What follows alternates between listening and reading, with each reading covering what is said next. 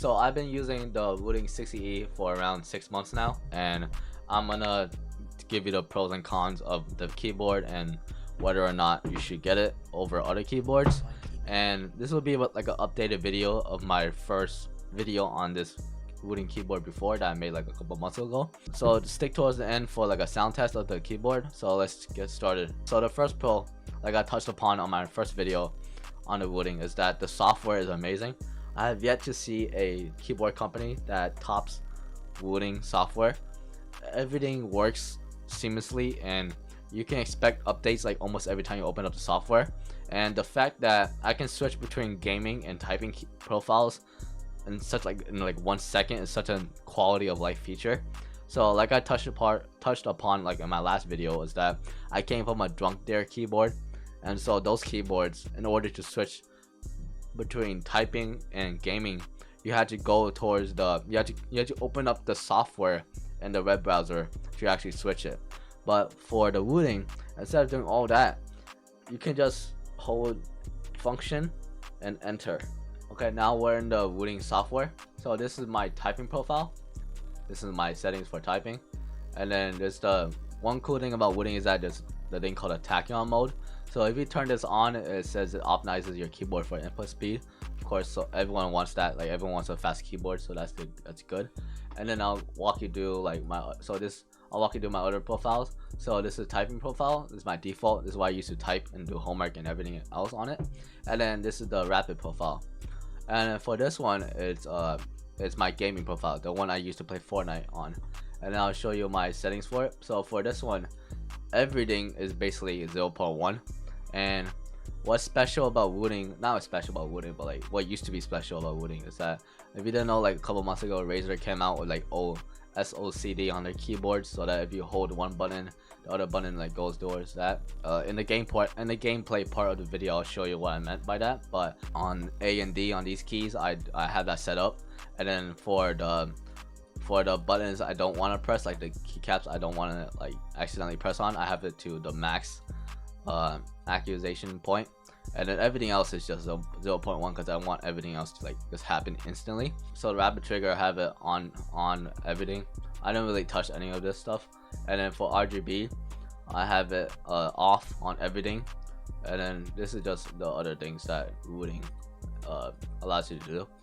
And then yep, that's about it for the software. These new keyboards that come out, like the $40 one that was like really popular on YouTube, I never even watched a single video on that before, because I knew like the software was bad. Because I just know that like if the keyboard is cheap, that means like the hardware part of it, right, is good. Like that's the easy part. But the software part, like the part where you press function enter to switch between profiles, that's probably not going to be on the cheapest keyboards out there.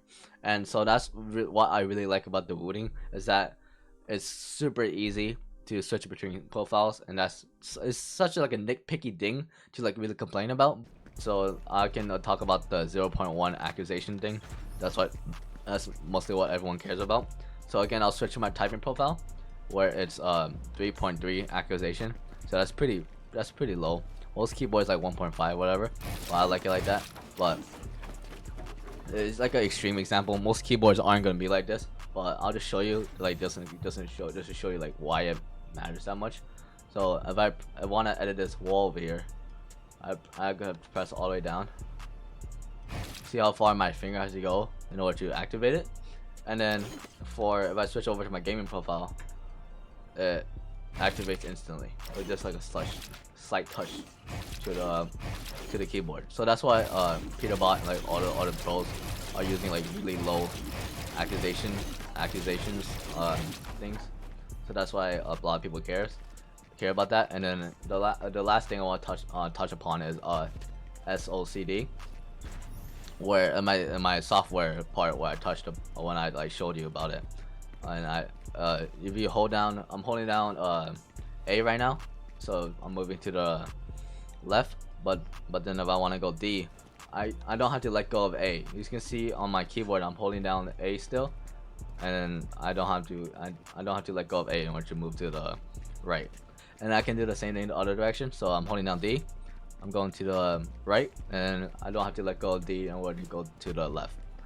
So that's pretty cool feature. It's not like you need it in Fortnite, but like in like CS:GO and whatever, those games that like you need like tap fucking what's it called, tap strafing whatever. It's pretty useful, and I'm pretty sure it's like bannable in CS:GO as well. That's why it's so good. Okay, and then there's a whole lot of other stuff in the Wooting software, but I don't really use any of that. So if you care about all that stuff, you can look into the Wooting software yourself. Like, so the last pro I thought about was that the Wooting 60 is really easy to mod. So then the Wooting 60 is special in the case that if you buy like if you didn't do what I did, is that I bought the standalone module. So I didn't buy like the plastic case that comes with if you bought the pre-built model. So I got the standalone module that you can install your own switches on and all that stuff. And even if you bought the pre-built option from Wooting, like it comes with all the switches and all that stuff, you can take out the module and mod it yourself and all that stuff. If you bought a Steel Series or a Razer keyboard for that matter, you're stuck with the switches that it comes with, and you cannot mod it on any other way. You can't put it inside like a metal case like I do in my Wooting. And I just say metal cases are way better than plastic cases. It just feels so much nicer to type on and all that stuff. I don't know, it's just like more premium feeling. But then if you really don't give a shit about what I just said about like modding it, you don't care about how it sounds, you don't care about if you want it quieter, you don't care if you want it clackier, you don't care about any of that. Want something that works great, then yeah, get the Razer, get the Steel Series. But if you care about like modding and making like your keyboard like customizable and like making it like truly yours, then get the Wooting. It truly suits you better in that case. But if you really don't care about any of that, then don't get the Wooting, get something cheaper. The only con I can think of is that it costs a lot more than many other rapid trigger keyboards, because of course you're paying for like the Wooting tax essentially of like the software, and how you get like really good customer service and like you get a warranty and all that stuff. And then like I know other companies also do that stuff as well. And then so I looked it up, the price of the Wooting keyboard pre-built, like not the standalone module. The standalone module is $140, but then you have to buy the switches and case for that as well. But then for the pre-built option is $180 plus shipping. And then I looked on Amazon the prices for the Steel Series and the Razer. If I'm not mistaken, the like Steel Series was like $160 or $180, or the Razer was $180 and then the Steel Series was $160. I'm not sure, but it's something around that ballpark of money. And then so like the three top brands, the Steel Series, Wooting, and Razer, they basically around the same. So then if you're like in the market of getting a new keyboard, like a rapid trigger keyboard, and you're willing to spend like $200 or something, or like $180 like your maximum or something, get the Wooting over the Razer or the Steel Series, because it's just better experience. Honestly, I think you get a way better experience.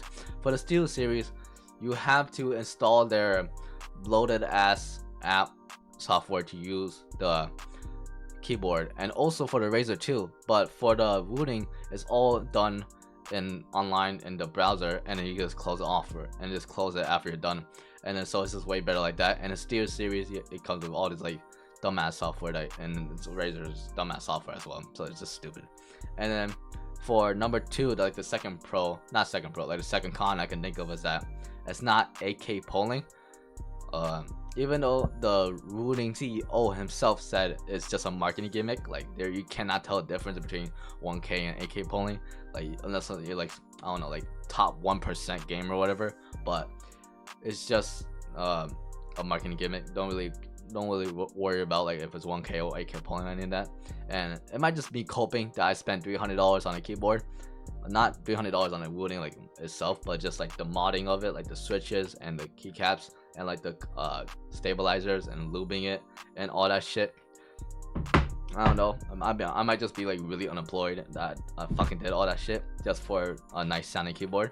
Do you really need a rapid trigger keyboard to go pro? In my opinion, not really.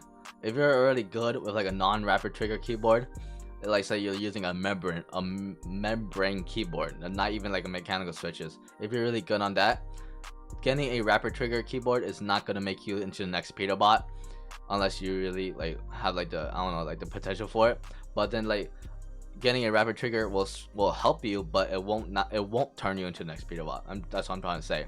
So in conclusion, if you already have a good rapid trigger keyboard, let's say you got like a $40 rapid trigger keyboard from Amazon, and you are already used to it and you're good at using it, and don't get the Wooting just because of all the pros I said and all that shit. Just because I said so, but like just get it if you really want like the custom modding of it and all that stuff. Sounds appealing to you.